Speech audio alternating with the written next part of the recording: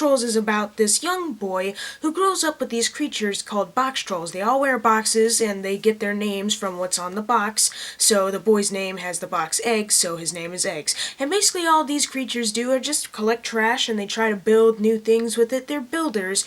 But unfortunately, the upper life, basically the humans, don't really think they're that good because of this evil group called the Boxtroll Exterminators. They're trying to get rid of them, but the boss is trying to get rid of them for a specific reason that I will not spoil at this moment. So now in the future, after a bunch of Boxtrolls have been taken, the boy has to rise up against them. So this company, Lakia, has made 2 other stop-motion films. One was Coraline, and interesting fact, when I first saw Coraline, I was very young, and I never wanted to see it again because it terrified me.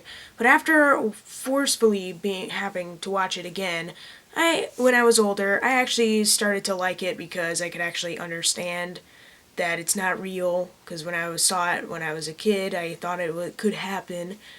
But I know now that it can't. Or can it? And the other one is Paranorman, and I actually reviewed that in a very dark atmosphere.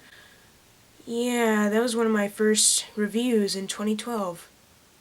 Don't look it up. It's a terrible review. It was a great movie, but a terrible video quality for my review. Oh my god. So, of course I have anticipation for this movie, and even though I don't think it's as good as Coraline or Paranorman, it does have good aspects to it. In fact, it's a really great family film. Even though the jokes are mainly aimed towards adults, a lot of the jokes are going to fly right over the young ones' heads. I mean, unless you understand a lot of adult humor as like a teenager, then you're probably not going to get most of the jokes in this movie. There's a cross-dressing joke.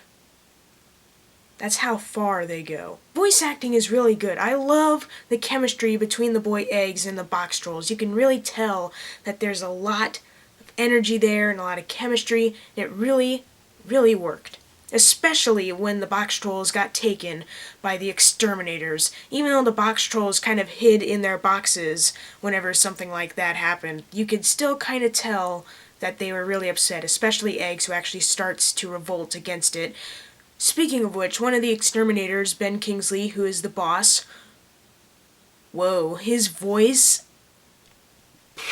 I mean, you can tell that it's him. He has this kind of weird voice that kind of sounds like the Mandarin.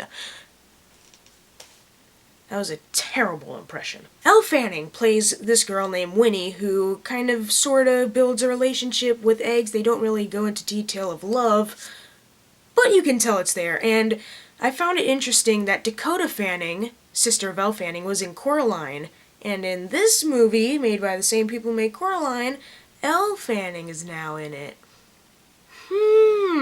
Interesting. But in all seriousness, she did a really good job in her role. She's the bossy, kind of interested in the Boxtrolls because she thinks they're so gruesome. She did a good job. The animation always kind of freaked me out when I first saw Coraline because it was kind of new. I was kind of used to the CGI and live action, but just seeing that in Coraline when I was young just kind of freaked me out.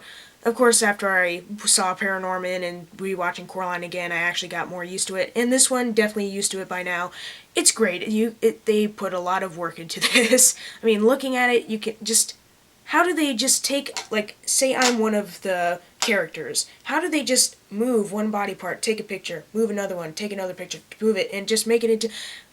How do they do that for so long? I have deep respect for the filmmakers who had to sit there and just move a body part, take a picture, move it back, take another picture. Deep respect.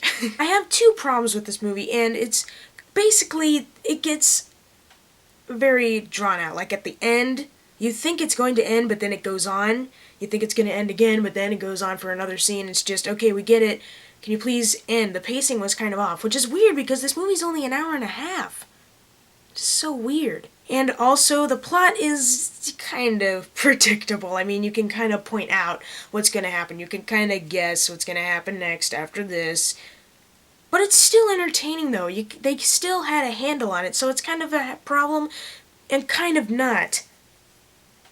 What does that mean? Kind of a problem, but kind of... What does that mean? So the Boxtrolls. It's a great family film, but not meant for the kids. And it's got great stop motion, great comedy, and it's got great voice acting. And if you want to go see it, go ahead. It's a great family film. I'm going to give it an A-. So if you've seen the Boxtrolls, leave in the comments below of what you thought of it. And also I'd like to give a little bit of an announcement. As I am getting Hyrule Warriors, I will review it, but I'm going to be at my dad's house, and he does not have a Wii U, so I can't bring the Hyrule Warriors game to his house.